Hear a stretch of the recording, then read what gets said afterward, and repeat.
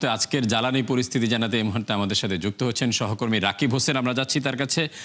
রাকিব, যুদ্ধবিরতি শর্ত অনুযায়ী হরমুজ প্রণালী খুলে দেওয়ার ঘোষণা দিয়েছে ইরান। সেই ক্ষেত্রে জ্বালানির সরবরাহে কোনো ধরনের প্রভাব পড়েছে কিনা, মানুষজন কি বলছেন? না, এখন পর্যন্ত ফারুক কোনো ধরনের উন্নতি নেই। ফিলিং স্টেশনগুলোতে যে ভোগান্তি, যে বিশৃঙ্খলা এবং যানবাহনের লম্বা লাইন আমরা গত 1 মাস 10 দিন যাবৎ বা 1.5 মাস যাবৎ দেখে আসছি, সেটি কিন্তু এখনও দেখা যাচ্ছে। বরঞ্চ আরও দিন দিন অবস্থা আরও খারাপ হচ্ছে, মানুষের সিরিয়াল আরও বাড়ছে। এবং আমরা এখন যে এই জায়গায় আছি, এটি হচ্ছে ইসিবি চত্বর এবং কালশি রোডের মানিকদি এলাকা।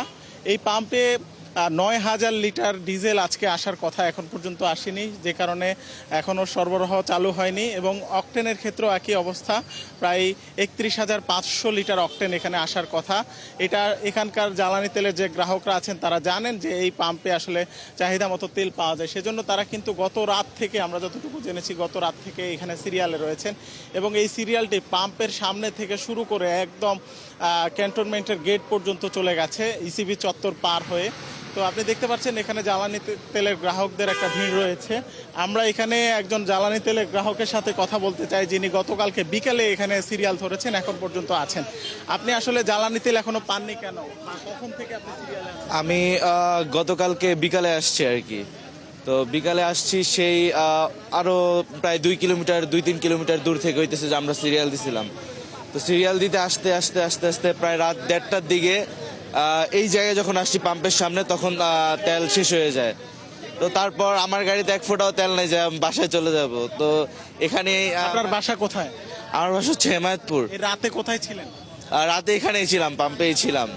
এই সবার একই অবস্থা? হ্যাঁ, আমাদের সাথে আরো প্রায় 15-20 জন ছিল, সবাই একই অবস্থা হয়েছে। আমরা সবাই এখানেই ছিলাম রাতে। ফারুক, আপনি শুনছিলেন যে আসলে এখানে জ্বালানি তেলের গ্রাহক যারা আছেন তারা সারা রাত এখানে ছিলেন জ্বালানি তেলের জন্য, এবং আজকে এখন দুপুর নাগাদ পর্যন্ত এখনও আছেন, কিন্তু এখনও এই পাম্পে জ্বালানি তেল সরবরাহ শুরু হয়নি। আমরা ট্যাগ অফিসারের সাথে কথা বলেছি, যিনি এই পাম্পের ট্যাগ অফিসার।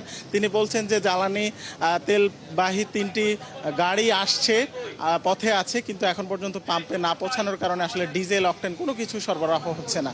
তো বলা যাচ্ছে যে আসলে বাংলাদেশের ফিলিং স্টেশনগুলোতে জ্বালানি তেলের যেই সংকট, সেটি এখনও চলমান রয়েছে এবং যুদ্ধবিরতির কারণে মানুষের মধ্যে একটা স্বস্তি বিরাজ করছে।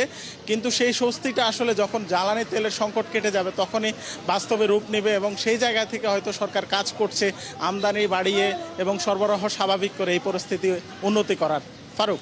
রাকিব, আপনাকে অসংখ্য ধন্যবাদ। দর্শক, জ্বালানি পরিস্থিতি বিষয়ে জানাচ্ছিলেন সহকর্মী রাকিব হোসেন।